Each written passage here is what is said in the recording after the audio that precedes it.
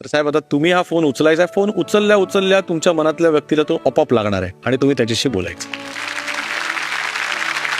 मी अगदी मनातनं बोलतोय.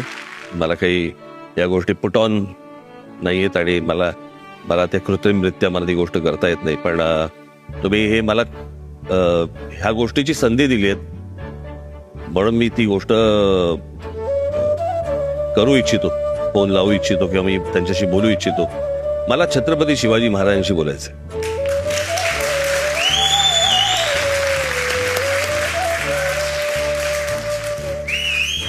आणि माझी इच्छा आहे की त्यांनी पुन्हा महाराष्ट्रात अवतरावं, देशात अवतरावं, खास करून महाराष्ट्रात अवतरावं आणि महाराष्ट्रातल्या प्रत्येक मराठी माणसाला सांगावं की तुम्ही कशासाठी झगडलात, तुमच्या आयुष्यातली इतकी वर्ष तुम्ही कशासाठी घालवलीत, काय समजवण्यात घालवलीत, काय करण्यात घालवलीत.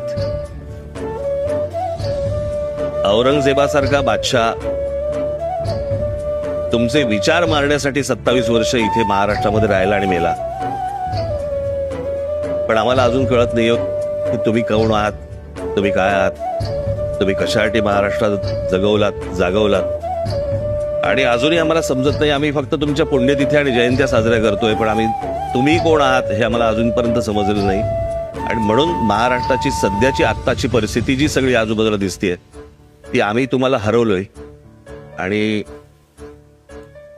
तुम्ही आम्हाला समजत नाही आहात, तुम्ही आम्हाला कळत नाही आहात. आणि त्याच्यामुळे मला असं वाटतं महाराष्ट्राची परिस्थिती आहे. माझी विनंती आहे पुन्हा एकदा या.